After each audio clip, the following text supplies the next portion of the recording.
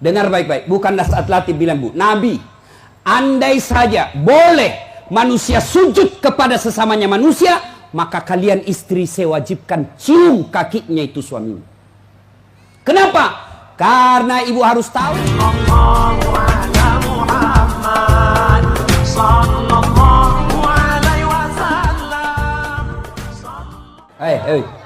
Bu, dengar dulu.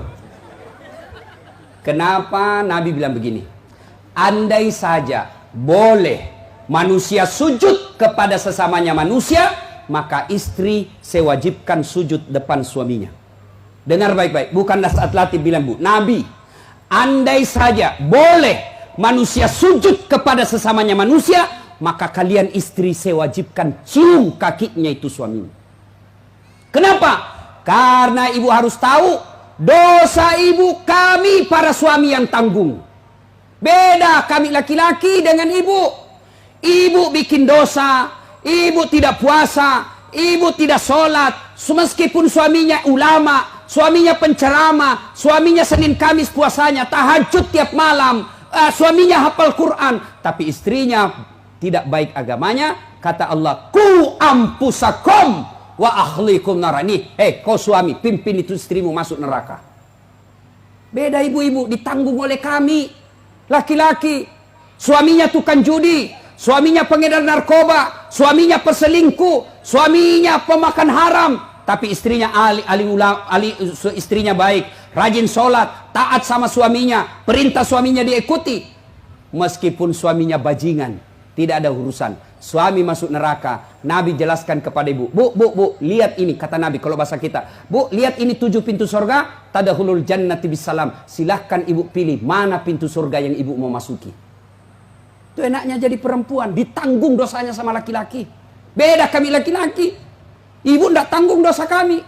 Maka ibu-ibu, yang pertama tujuan suami itu bukan cari nafkah. Ibu yang perlu cari dari suami bukan mendidik yang utama, tapi yang utama adalah cari ridhanya suami. Jangankan ibu keluar rumah, Senin Kamis saja diharamkan oleh Allah apabila tanpa izin suami. Saya ulang, jangankan keluar rumah, Senin Kamis ibu puasa sunnah tanpa izin suami, haram puasa itu, Bu. Contoh, pengantin baru, suaminya cuti 3 hari, istrinya langsung, Bang, saya puasa Senin Kamis ya. Kata suaminya, saya sengaja cuti ini karena saya mau dapat jatah siang-siang. Tidak boleh ibu puasa tanpa izin. Ya? Jelas? Jelas ibu? Jelas? Dengar lagi. Ada orang bertetangga, marah ini tetangga, lapor sama Nabi. Apa pasalnya? Sakit ini ibu tetangganya, dia datang panggil anaknya, seorang perempuan. Bu, ibu mamanya lagi sakit, datang ki pergi lihat ki. Apa kata ini ibu anaknya? Mohon maaf, suamiku pergi tugas, saya dilarang keluar rumah sebelum suami saya pulang. Sakaratil maut ini ibunya, datanglah ibu, sudah sakaratil maut ibumu, kau datanglah besuk dia. Saya minta maaf, saya mau sekali tapi suami saya belum pulang. Akhirnya meninggal, mau dimakamkan, datang lagi. Bu, sudah meninggal ibumu, kau datang yang terakhir kalinya. Mohon maaf, saya cukup berdoa. Kenapa? Suami saya belum pulang, saya tidak berani tinggalkan rumah. Marah yang manggil-manggil, dia pergi lapor sama Nabi. Ya Rasulullah, tetanggaku keterlaluan. Dari sakit, sakaratil maut, sampai meninggal, tidak datang lihat ibunya. Saya 3 kali datang memanggilnya. Kenapa kata Nabi?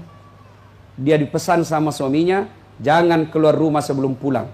Mendengar ini, apa Nabi marah? Subhanallah, Nabi justru menjelaskan, alhamdulillah diampuni seluruh dosa ibu yang meninggal karena punya anak yang taat sama perintah suaminya. Ada ibu-ibu bayangkari begitu sih? Ada? Yang banyak saya lihat baru 10 menit pergi suaminya juga keluar juga dia Pak. Dia tawaf satu komplek. Dia kelilingi semua komplek. Masya Allah.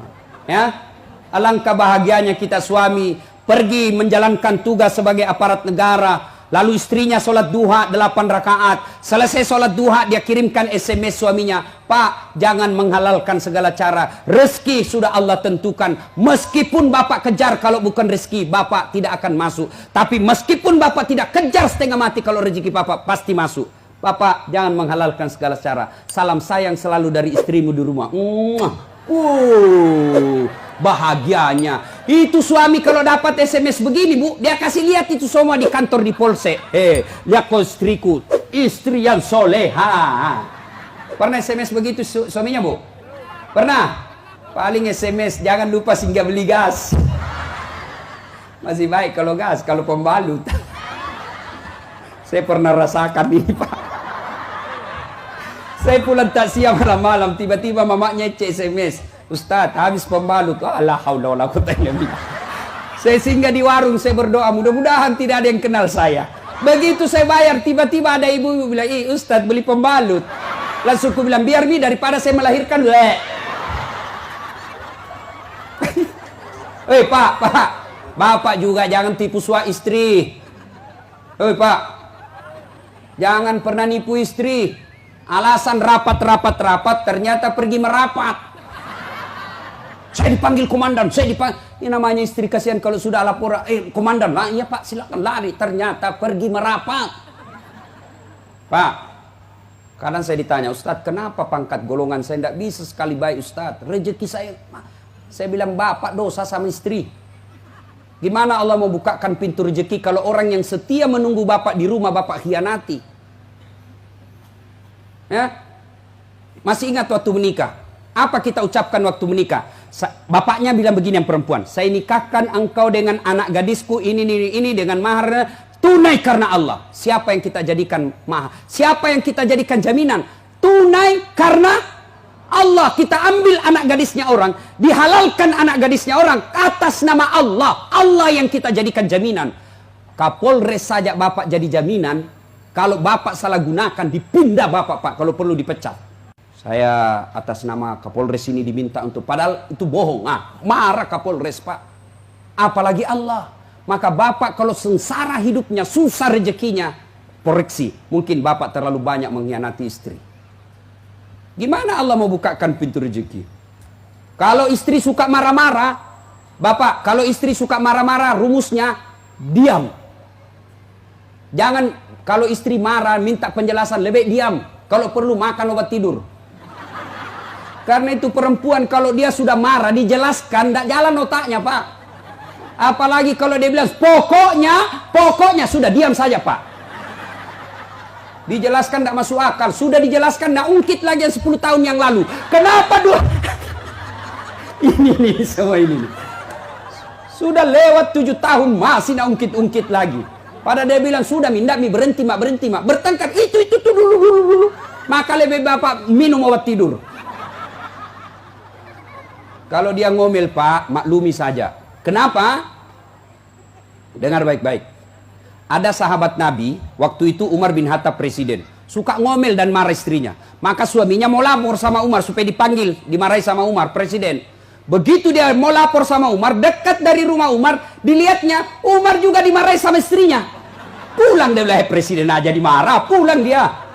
Besok ketemu sama Umar, ya Amirul Mukminin, saya lihat Anda kemarin marah-marah sama istri, diam-diam saja. Senyum, dengar bapak-bapak, dengar para lelaki. Apa jawaban Umar? Begitulah cara saya berterima kasih kepada istriku yang telah hamil, melahirkan, dan menyusui anak saya.